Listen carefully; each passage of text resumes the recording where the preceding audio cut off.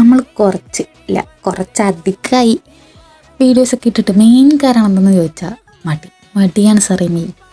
അങ്ങനത്തെ ഒരു അവസ്ഥയിലൂടെ കിടക്കും. അപ്പോൾ ഇനി ഇങ്ങനെ പോയാൽ ശരിയാവില്ല എന്ന് പറഞ്ഞതുകൊണ്ട് മീശോയിലിങ്ങനെ തോണ്ടിക്കൊണ്ടിരിക്കുകയായിരുന്നു. ഒരു ട്രൈപ്പോഡ് വന്നു. എൻ്റെ ട്രൈപ്പോഡും ഇല്ല. അപ്പോൾ പിന്നെ എന്തുകൊണ്ടൊരു ട്രൈപ്പോഡ് വാങ്ങിക്കൂടാ? നമ്മളെ വീഡിയോ ഒക്കെ ക്രിയേറ്റ് ചെയ്ത് തുടങ്ങുന്ന ഒരു ടൈമാണല്ലോ. അവനെ ട്രൈപ്പോഡ് എന്തായാലും ആവശ്യമായിട്ട് വരും. അപ്പോൾ പിന്നെ ഞാൻ ഒന്നും നോക്കിയില്ല, മീശോന്ന് ഏറ്റവും അഫോർഡബിൾ ആയിട്ടുള്ള പ്രൈസിൽ ഞാൻ ഓർഡർ ചെയ്തു. വന്നു, 2 ദിവസം മുമ്പ് വന്നു. എന്നിട്ടും വീഡിയോ എടുത്തു, വോയിസ് ഓവർ കൊടുക്കാൻ ഭയങ്കര മടി. അയ്യോ ഇങ്ങനെ പോയാൽ 2026 പറ്റും. അതുകൊണ്ട് എന്ത് ചെയ്തിട്ടേക്കാം, മടി പിടിച്ചിരുന്നിട്ട് കാര്യമില്ല എന്നുള്ളത് പറഞ്ഞിട്ടാണ് ഈ വോയിസ് ഓവർ കൊടുക്കുന്നത്. പറഞ്ഞു വന്നത്, ഇന്ന് നമ്മൾ നോക്കാൻ പോകുന്നത് ഒരു ട്രൈപ്പോഡ് അൺബോക്സിങ് ആണ്. മീശോയിൽ നിന്നാണ് വാങ്ങിച്ചത്.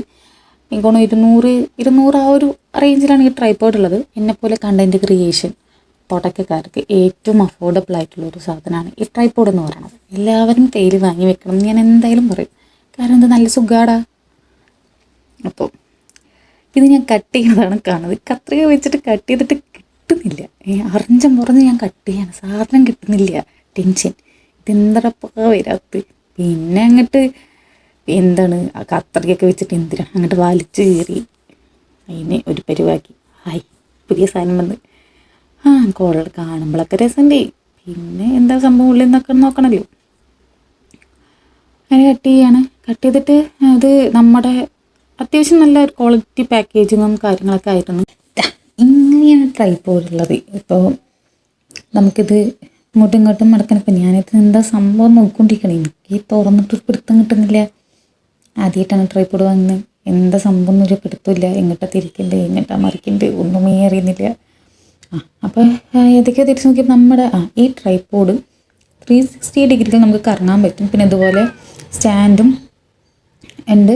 നമുക്കത് ഒരു മിനിമം ഹൈറ്റിൽ വെക്കാൻ പറ്റും. അത്യാവശ്യം നല്ലൊരു ലെവലിൽ വെക്കാൻ പറ്റും. നമുക്ക് ടേബിളിലും വെച്ച് യൂസ് ചെയ്യാം. നമ്മുടെ നിലത്തും വെച്ചിട്ട് വീഡിയോസൊക്കെ എടുക്കാൻ പറ്റുന്ന രീതിക്ക് അത്യാവശ്യം ഹൈറ്റും കാര്യങ്ങളൊക്കെ ഉണ്ട്.